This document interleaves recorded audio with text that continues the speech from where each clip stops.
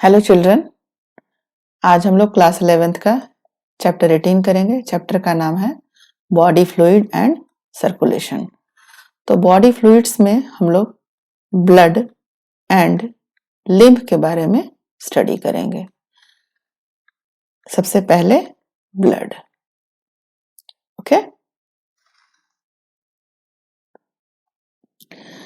Blood के बारे में अगर हम डेफिनेशन देखें, डेफिनेशन नहीं बस इंट्रोडक्शन अगर देखें तो blood is the most commonly used body fluid by most of the higher organism including humans for this purpose। और दूसरा ब्लडी फ्लूइड है हमारा लिम्फ। ब्लड की बात अगर हम करें तो ब्लड जो है वो प्लाज्मा और फॉर्म्ड एलिमेंट से मिलके बना हुआ है। तो प्लाज्मा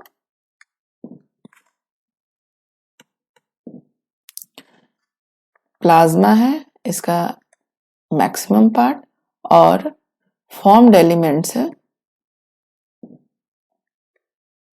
दूसरा पार्ट जो ओनली 45% है। तो जब ये 45% है तो ऑब्वियसली ये 55% होगा। ओके, तो सबसे पहले हम प्लाज्मा के बारे में देखेंगे। देखिए, प्लाज्मा जो है वो मैक्सिमम वाटर से मिलके बना हुआ है, जो लगभग आपका 92% है। और प्रोटीन पार्ट है इसमें, इसके अलावा भी कुछ पार्ट है। तो प्रोटीन पार्ट 6 to 8% है, जो अभी आपका एनसीईआरटी में हम लोग देखेंगे, ऐसा ही ये मेंशन है यहाँ पे। तो अभी इसका लाइन बाय लाइन देखते हैं। Plasma is a straw coloured viscous fluid constituting nearly 55% of the blood. 90 to 92% of plasma is water and protein, जैसा कि अभी मैंने कहा वाटर और प्रोटीन से मिलके बना हुआ है। Protein contribute 6 to 8% of it. Protein में कौन कौन सा प्रोटीन है?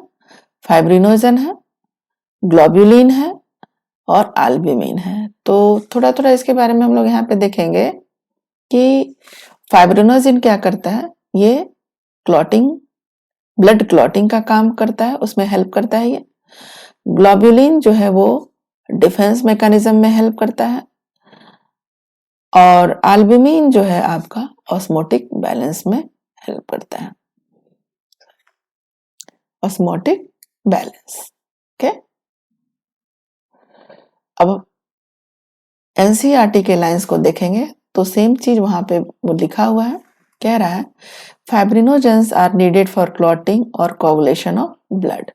जबकि ग्लोबुलिन क्या कर रहा है? Primarily involved in defence mechanism. अभी अभी मैंने बताया आप लोग को, जी फॉर ग्लोबुलिन और जी फॉर गांधी जी, आप लोग की याद रखिएगा, गांधी जी ने देश की रक्षा की थी और ग्लोबुलिन जी जो है हमारे बॉडी की रक्षा कर रहा है, डिफेंस मैकेनिज्म में हेल्प कर रहा है। एल्ब्यूमिन जो है वो ऑस्मोटिक बैलेंस में हेल्प करता है। अब प्लाज्मा के रेस्ट ऑफ द पार्ट के बारे में स्टडी कर रहे हैं। Plasma also contain small amount of minerals. कौन कौन सा मिनरल यहाँ पे प्रोमिनेंट है? सोडियम, कैल्शियम, मैग्नीशियम और कार्बोनेट, ये ब्लड में होते हैं। क्लोरीन आयन भी होता है। और आप देखिएगा कि जो भी है यहाँ पे आयनिक फॉर्म में है। ओके, इस बात का भी हम लोग ध्यान रखेंगे, सारे के सारे आयोनिक फॉर्म में है। कुछ ऑर्गेनिक एलिमेंट्स भी हैं, कंपाउंड्स हैं, जैसे कि glucose, amino acid and lipids. Thereafter, what we are seeing, one more thing which I have to mention here, जैसे ग्लूकोज, एमिनो एसिड और लिपिड्स के बारे में पढ़ा कि ये ब्लड में है, ब्लड प्लाज्मा में है, तो ये ट्रांजिट फॉर्म में रहते हैं, ये परमानेंट नहीं होते हैं, ये प्लाज्मा से आते और जाते रहते हैं, राइट।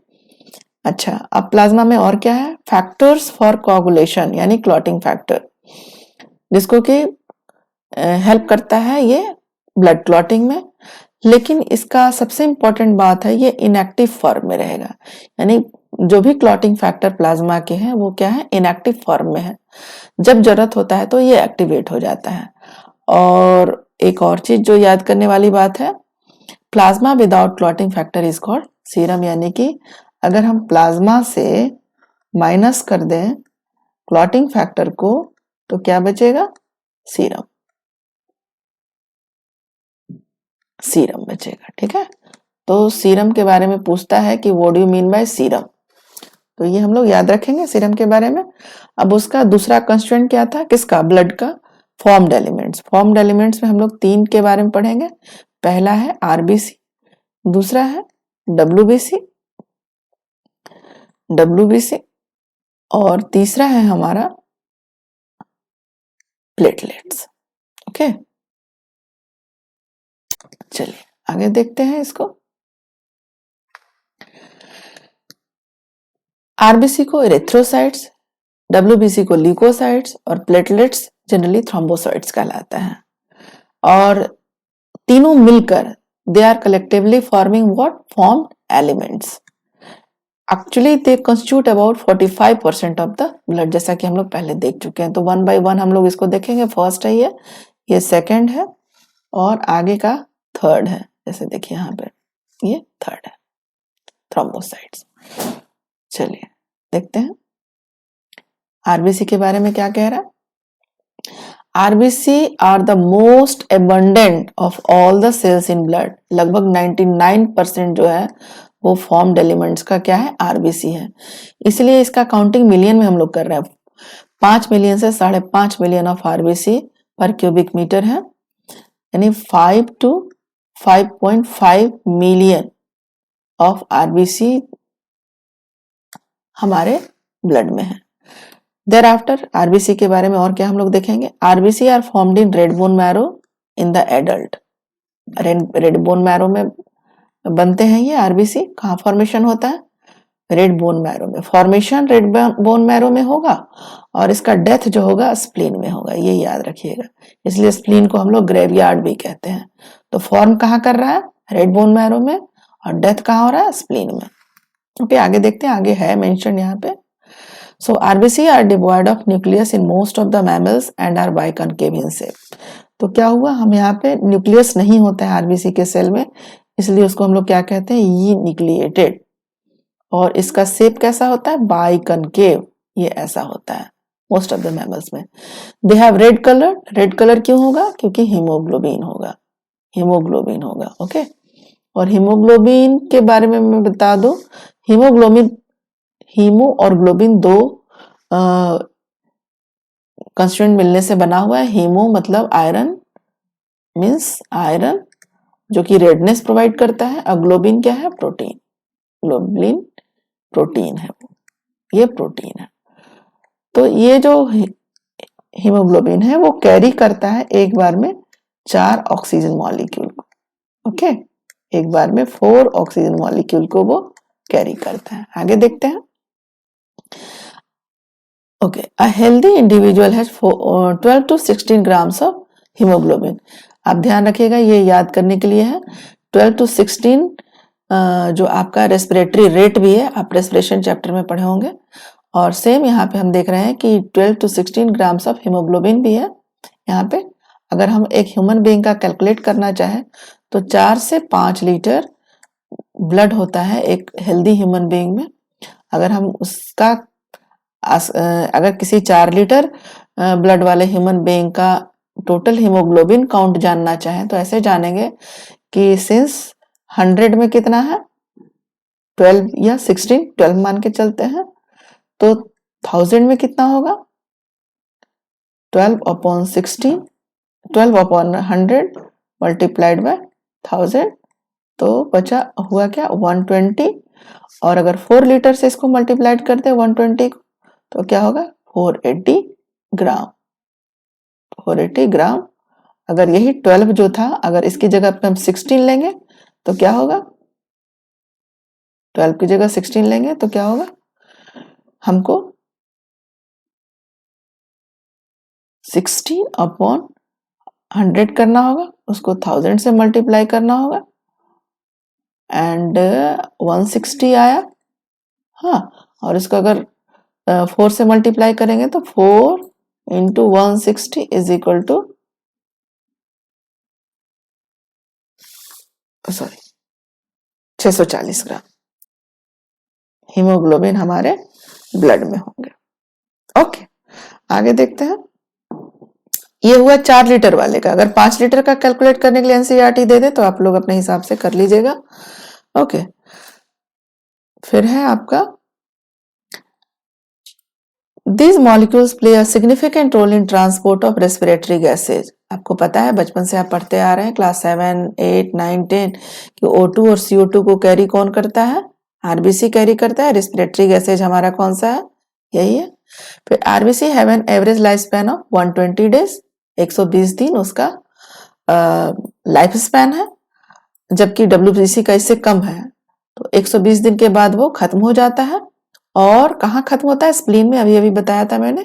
इसलिए स्प्लीन को क्या कहते हैं? Graveyard of RBC. So this was all about your RBC which is also known as erythrocytes. Now the next is leucocytes. ये सारा मैं डिलीट कर देती हूँ यहाँ से ताकि एक्सप्लेन कर पाऊँ प्रॉपरली।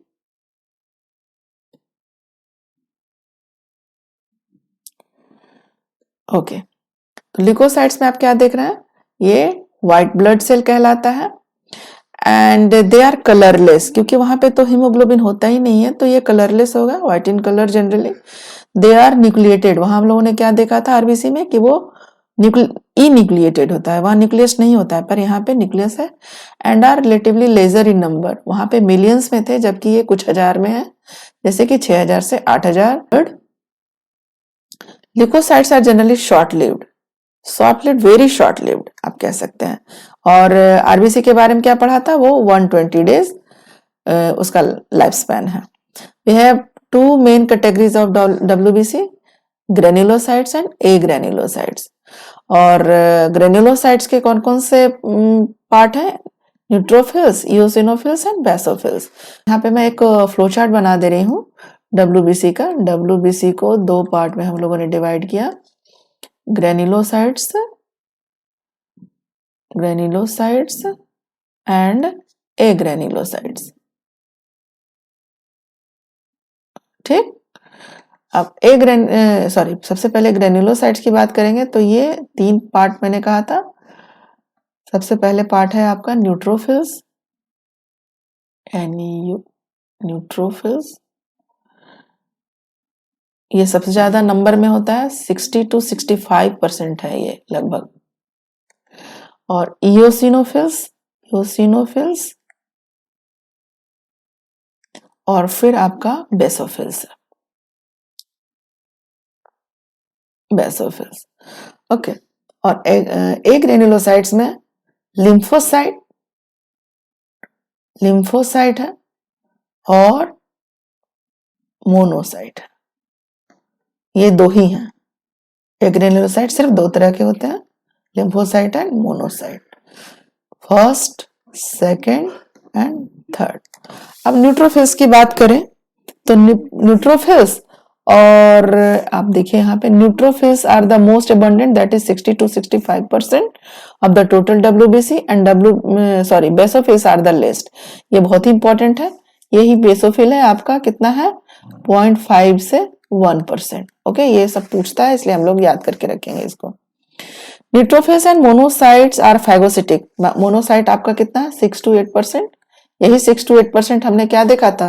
अभी ऐसा ही डाटा हम लोगों ने देखा था कि प्लाज्मा में इतना ही प्रोटीन भी है, 6 to 8%, इतना ही प्रोटीन कंट्रीब्यूशन है प्लाज्मा में। और सेम डेटा यहाँ भी आ गया। आपका मोनोसाइट जो है डब्ल्यूबीसी में 6 to 8% उसका कंट्रीब्यूशन है। तो न्यूट्रोफिल्स और मोनोसाइट 2 अलग अलग कैटेगरी के, एक है ग्रेन्युलोसाइट और दूसरा है ए ग्रेन्युलोसाइट, लेकिन दोनों का काम एक ही है। क्या काम है? Phagocytic in nature. दोनों फैगोसिटिक इन नेचर है। वो क्या करते हैं? बाहर से जो फॉरेन बॉडी जो हमारे बॉडी को हार्म पहुंचाते हैं उसको वो क्या करता है? निगल जाता है। देयरआफ्टर अब बेसोफिल की बात करें जो सबसे कम है, तो basophil secrete histamine, serotonin and heparin. इनका क्या काम है? ये इन्फ्लेमेटरी रिएक्शन शो करते हैं। ओके, जैसे मान लिया कि किसी चीज से मुझे एलर्जी हो रही है तो तुरंत पूरा स्किन रेड होने लगता है। ये कौन बताता है? कौन उसको डिफेंस मैकेनिज्म प्रोवाइड करता है? वो है बेसोफिल। ओके, और इओसिनोफिल का क्या काम है? यही बचा है हमारे पास। तो इओसिनोफिल का काम है इन्फेक्शन से हमको बचाने का, इन्फेक्शन जल्दी नहीं होने देता। ये डिफरेंट टाइप्स ऑफ सेल है यहाँ पे, आरबीसी, डब्ल्यूबीसी और प्लेटलेट्स जो फॉर्म्ड एलिमेंट्स के हैं। ओके, आगे हम लोग देखेंगे लिम्फोसाइट के बारे में। तो लिम्फोसाइट हमारे WBC का 20 to 25% है and it produces two major types of cells, that is the B lymphocyte and T lymphocyte. B और T lymphocyte क्या करते हैं, इम्यून रिस्पॉन्स को सपोर्ट करते हैं, हमारे बॉडी के इम्यून रिस्पॉन्स को सपोर्ट करते हैं। ओके, अब बचा आपका प्लेटलेट्स। थर्ड पार्ट जो था वो प्लेटलेट्स था फॉर्म्ड एलिमेंट्स का, जिसको कि हम पॉपुलरली थ्रोम्बोसाइट्स कहते हैं। So platelets are also called thrombocytes are cell fragments produced from megakaryocytes, special cells in the bone marrow. megakaryocytes कहाँ मिलेगा आपका, बोन मैरो सेल्स में। ये आपका बोन मैरो है और इसी में मेगाकैरियोट्स मिलेंगे आपके, ये मेगाकैरियोट्स कैरियोसाइट्स मिलेंगे, बड़े बड़े सेल्स मिलेंगे थोड़ा सा, और इसी में हमारा क्या बनेगा, थ्रोम्बोसाइट्स बनेगा, thrombocytes. Okay, blood normally contain 1,50,000 to 3,50,000 platelets per millimeter cube. Platelets can release a variety of substance, most of which are involved in the coagulation or clotting of bloods. क्या रिलीज करते हैं वो, coagulating factor release करते हैं और clotting factor, you can say like that. Reduction in their number can lead to clotting disorder जैसे कि haemophilia, इसको कि हम लोग रॉयल डिजीज भी कहते हैं, वो क्लॉटिंग डिसऑर्डर है which will lead to excessive loss of blood from the body, और समटाइम्स ये फैटल भी हो जाता है। So this was all about your blood which was having plasma and formed elements. Okay,